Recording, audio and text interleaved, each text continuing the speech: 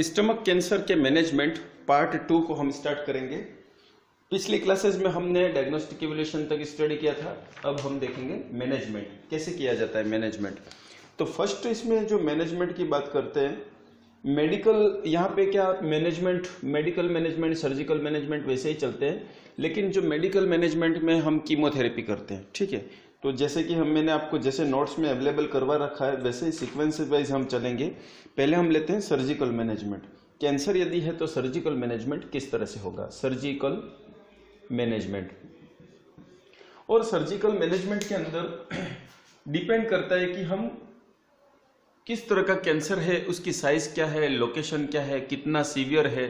ठीक है, यदि फर्स्ट स्टेज का ट्यूमर है तो बहुत छोटा है, 0 स्टेज का है तो बहुत छोटा है, फर्स्ट स्टेज का छोटा है, इनको हम सर्जिकली रिमूव कर सकते हैं।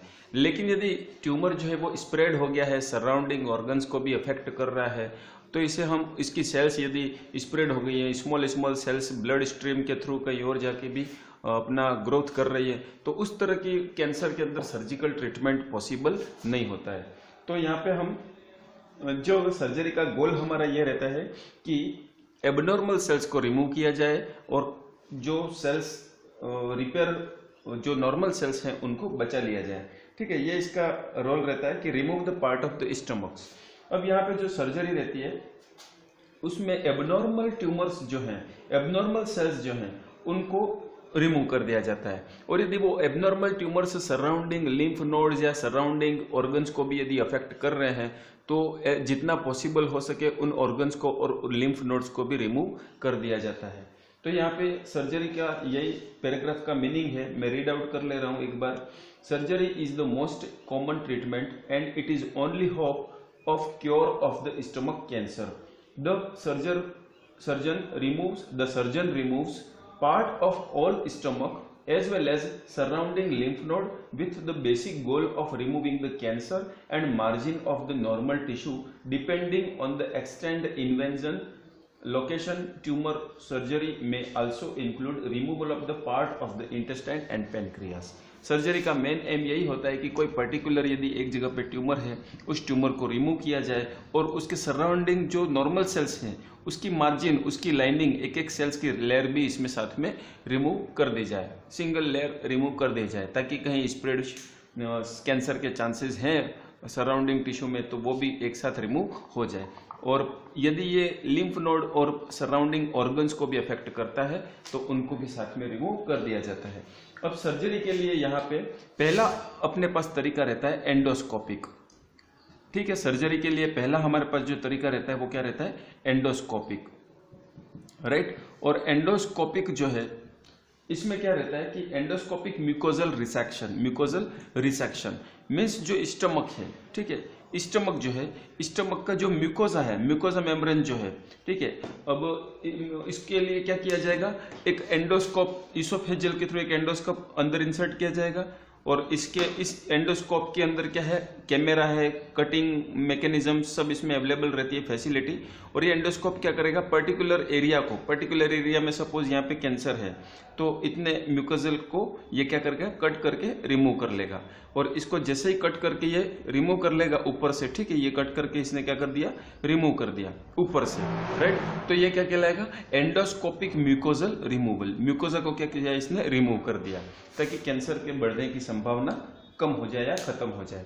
तो ये तो हो गया एंडोस्कोपिक म्यूकोजल रिमूवल।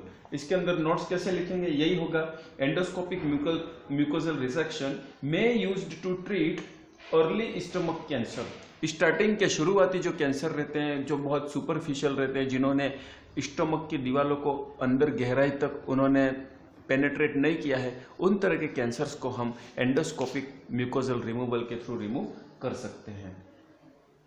और ऐसे ट्यूमर्स जो लेस देन 3 सेंटीमीटर हों, जैसे ये ट्यूमर है तो इसका जो डायमीटर है, ये डायमीटर, इसकी जो चौड़ाई है वो लेस देन 3 सेंटीमीटर होनी चाहिए। लेस देन कितनी होनी चाहिए, 3 सेंटीमीटर, लेस देन 3 सेंटीमीटर इसका डायमीटर होना चाहिए। यदि ज़्यादा बड़ा है तो फिर वो सर्जरी से रिमूव किया जाएगा, right.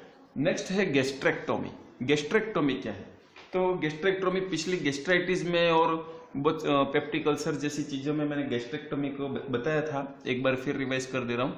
Gastrectomy, removal of the stomach. Gastrectomy मतलब रिमूवल ऑफ द स्टमक। यदि एंटायर स्टमक को रिमूव करते हैं, पूरे स्टमक को रिमूव करते हैं, तो टोटल गैस्ट्रेक्टोमी कहलाएगा।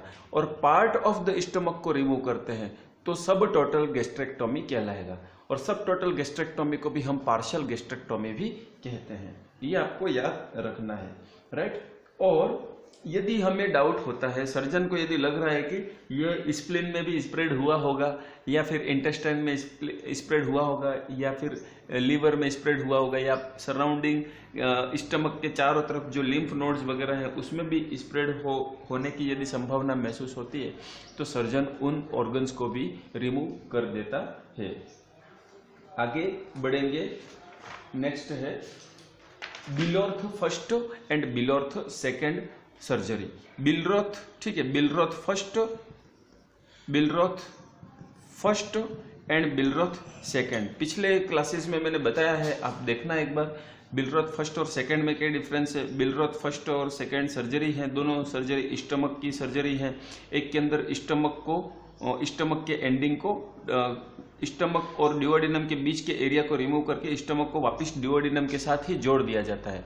तो बिलरोथ फर्स्ट में anastomosis is made between the stomach and duodenum, ठीक है, और इस सर्जरी का नाम है गैस्ट्रोडिओडिनोस्टोमी, राइट। इसी तरह से बिलरोथ सेकेंड के अंदर क्या होता है कि स्टमक को डिओडिनम के साथ नहीं, स्टमक को जेजुइनम के साथ जोड़ दिया जाता है और डिओडिनम को बाईपास कर दिया जाता है, ठीक है, डिओडिनम को स्किप कर दिया जाता है। तो उस सर्जरी का नाम है गैस्ट्रोजेजुनोस्टोमी, और उसके अंदर उस टाइप को हम कहते हैं बिलरोथ सेकेंड टाइप, ठीक है। तो गैस्ट्रोडिओडेनोस्टोमी, गैस्ट्रोजेजुनोस्टोमी, ये पिछली क्लासेस में मैंने थोड़ा डिटेल में डायग्राम बना के समझाया था, आप देख लेना। आगे बढ़ेंगे, कीमोथेरेपी, राइट। ये तो सब था सर्जिकल मैनेजमेंट। अब हम बात करते हैं कीमोथेरेपी। कीमोथेरेपी में क्या नोट्स लिखे हैं, क्या मीनिंग है उसका। तो कीमोथेरेपी, जितने भी कैंसर्स हैं, चाहे किसी भी बॉडी के कोई भी ऑर्गन का कैंसर है, तो कीमोथेरेपी का मैनेजमेंट वहां पे हम यूज कर सकते हैं। कीमोथेरेपी का मतलब है chemo is related to the chemical और therapy is related to the treatment, right. Chemical के द्वारा ट्रीटमेंट करना, केमिकल के द्वारा ट्रीटमेंट करना। अब जो केमिकल है वो क्या है, वो ड्रग है। वो कौन से ड्रग है, मेडिसिन है। वो ड्रग कैसी है, एंटी कैंसर मेडिसिन। और एंटी कैंसर मेडिसिन के एग्जाम्पल यहाँ पे आपके पैराग्राफ में लिखे हुए हैं। 5-फ्लोरोयूरेसिल, ठीक है। पहला क्या है, 5-फ्लोरोयूरेसिल, ये एक हो गया। इसके बाद सिस्प्लेटिन हो गया, राइट। इसी तरह विनक्रिस्टिन हो गया। तो ये इस तरह के जो ड्रग्स हैं वो कैंसर सेल्स के ग्रोथ को रोकते हैं, कैंसर सेल्स को छांट के किल करते हैं, ठीक है, to kill the remaining cancer cells. अब कभी कभी क्या होता है कि कीमोथेरेपी का एक मैं और याद रखने वाली चीज बता दे रहा हूँ, कॉन्सेप्ट याद रखने वाला बता दे रहा हूँ, जो आपके कॉम्पिटिटिव एग्जाम्स में काम आ सकता है। वो ये आ सकता है कि जैसे कि ये बॉडी है, बॉडी के अंदर कोई ट्यूमर है, ठीक है, हमको लग रहा है कि ये निश्चित सीमा के अंदर है, ठीक है, एक फिक्स परिधि के अंदर है। यदि हम इसको सर्जिकल रिमूव कर सकते हैं तो कर लेते हैं, कोई दिक्कत नहीं है। यदि ऐसा लग रहा है कि यहाँ पे आसपास कुछ सेल्स रह जाएंगी, यदि सर्जरी करने से भी आसपास की कुछ सेल्स रह जाएंगी, तो सर्जरी के बाद हम क्या करते हैं, कीमोथेरेपी का उपयोग भी करते हैं। सर्जरी करने के बाद क्या होगा कि आसपास की सेल्स यदि रह जाती हैं, उसके बाद हम यदि कीमोथेरेपी करते हैं तो क्या होगा कि ये कीमोथेरेपेटिक एजेंट जो है इन सेल्स को श्रिंक करेगा, इन सेल्स को पास में लाएगा, इन सेल्स को सबको क्या करेगा, पास में लाएगा। और पास में लाने के बाद एक पर्टिकुलर परिधि में ये इस सारे सेल्स को क्या कर देगा, श्रिंक कर देगा, बिल्कुल सिकुड़ के एक जगह पे रख लेगा। फिर हम इसको सर्जरी से फिर रिमूव, सेकेंड सर्जरी से इसको हम फिर रिमूव कर सकते हैं। तो यहाँ पे जो है सर्जरी और कीमोथेरेपी एक दूसरे के साथ चलते हैं, दोनों एक दूसरे की मदद से कैंसर से लड़ने में रोल प्ले करते हैं, ठीक है। जो चीज़ें सर्जरी से रह रही है उसको कीमोथेरेपी पूरा कर रहा है, और जो चीज़ें कीमोथेरेपी से सही नहीं हो रही है उसको सर्जरी, तो दोनों थेरेपी मिलजुल के काम करती हैं। इसी तरह से रेडिएशन हो गया, कीमोथेरेपी हो गया, सर्जरी हो गया, इम्यूनोथेरेपी हो गया, ये जितनी भी अप्रोचेज हैं, जितने भी मेथड हैं, ये सब एक दूसरे के साथ मिलजुल के काम करते हैं। कुछ पेशेंट्स को ये कोई किसी पेशेंट्स को ये थेरेपी एक सिंगल कोई भी एक थेरेपी दी जाएगी, किसी पेशेंट्स को जरूरत पड़ने पे 2 थेरेपी दी जा सकती हैं, किसी पेशेंट को पहली थेरेपी देंगे, उसके बाद जरूरत पड़ने पे दूसरी थेरेपी फिर देंगे, उसके बाद पहली वापस देंगे। तो इस तरह से ये डिपेंड करता है कि कैंसर कैसा है, साइट क्या है, टाइप कैसा है, उसकी लोकेशन क्या है, ठीक है, कितना सीवियर है, कितने कौन सी स्टेज का है और उसका रिस्पॉन्स क्या है, ठीक है, पेशेंट की बॉडी का रिस्पॉन्स क्या है। इन सब चीज़ों पे डिपेंड करता है कि कौन सा मेथड पहले देना है, कौन सा मेथड साथ में देना है, कौन सा मेथड कॉन्ट्रा इंडिकेटेड है, ठीक है। ये सब डिसाइड किया जाता है पेशेंट्स के इन सारे फैक्टर्स पे। आगे बढ़ेंगे, रेडिएशन थेरेपी। तो ये कीमोथेरेपी के अंदर मैंने कुछ केमिकल्स के एग्जाम्पल बताए, तो आपको बस उन्हीं के एग्जाम्पल लिख लेने हैं, राइट। कीमोथेरेपी जिन लोगों को चलती है उनके कुछ साइड इफेक्ट भी होते हैं, जैसे एलोपेशिया वगैरह होते हैं, ठीक है, हेयर जो बाल रहते हैं उनकी कमी हो जाती है, हेयर फॉलिकल डैमेज हो जाते हैं और बालों की कमी हो जाती है, एलोपेशिया जैसी चीज़ें, और दूसरे भी ऑर्गन्स रिलेटेड डिसऑर्डर्स उनके अंदर हो सकते हैं। लेकिन कैंसर के ट्रीटमेंट के लिए, कैंसर के सिम्टम्स को सप्रेस करने के लिए कीमोथेरेपी जिन पेशेंट्स में इंडिकेटेड रहती है उनको कीमोथेरेपी दी जा सकती है। इसके बाद है रेडिएशन थेरेपी। रेडिएशन थेरेपी, यहाँ पे 2 तरह की थेरेपी रहती है, मैंने पिछली बार भी आपको क्लासेस में बता दिया था। जैसे कि ये पेशेंट की बॉडी है और पेशेंट में बॉडी थोड़ी बड़ी बनाऊंगा, ठीक है, पेशेंट की बॉडी है, राइट, और ये होगी पेशेंट की बॉडी, और पेशेंट की बॉडी के अंदर सपोज करो कि यहाँ पे ट्यूमर है, स्टमक के अंदर ट्यूमर है। यदि कोई एजेंट ऐसा है जो हम अंदर इंजेक्ट करते हैं, ऐसा रेडियो एक्टिव एजेंट यदि अंदर इंसर्ट करते हैं, हम क्या पढ़ रहे हैं, हम पढ़ रहे हैं रेडियोथेरेपी। कौन सा थेरेपी? रेडियोथेरेपी, राइट, रेडियोथेरेपी पढ़ रहे हैं। तो रेडियोथेरेपी में एक स्टोरी आप सुनिएगा कि एक बॉडी है, बॉडी के अंदर ब्लैक कलर में ट्यूमर है और ट्यूमर के अंदर बीचों बीच में हमने एक रेडियो एक्टिव एजेंट इंजेक्ट कर दिया है। क्या कर दिया है? रेडियो एक्टिव एजेंट इंजेक्ट हमने कर दिया है बीचों बीच में, ठीक है। रेडियो एक्टिव एजेंट को क्या किया है हमने? इंजेक्ट कर दिया, अंदर इंजेक्ट कर दिया है। अब ये रेडियो एक्टिव बॉडी की गर्मी से ये क्या करेगा? चारों तरफ रेडिएशन क्रिएट करेगा, राइट। चारों तरफ रेडिएशन क्रिएट करेगा तो कैंसर सेल्स को भी ये रेडिएशन मिलेगा और कैंसर सेल्स ये रेडिएशन क्या करेंगे? चारों तरफ मौजूद जो भी कैंसर सेल्स हैं उन कैंसर सेल्स को ये डैमेज कर देगा और उनको डिस्ट्रॉय कर देगा और कैंसर सेल्स क्या हो जाएंगी? डैमेज हो जाएंगी, ठीक है, और नॉर्मल सेल्स बच जाएंगी। इस तरह से ये कैंसर का ट्रीटमेंट हो जाता है। तो हमने यहाँ पे क्या किया? रेडियो एक्टिव एजेंट को अंदर इंजेक्ट किया है और रेडियो एक्टिव एजेंट अंदर जाके काम कर रहा है। इसीलिए इस तरह की मेथड को हम कहते हैं इंटरनल रेडियोथेरेपी। क्या कहेंगे? Internal radiotherapy, right. Internal radiotherapy का दूसरा नाम क्या है? ये आपका होमवर्क है, ठीक है। इंटरनल रेडियोथेरेपी को और हम क्या कहते हैं? टेलीथेरेपी कहते हैं या ब्रेकीथेरेपी कहते हैं, ये आपको पता करना है।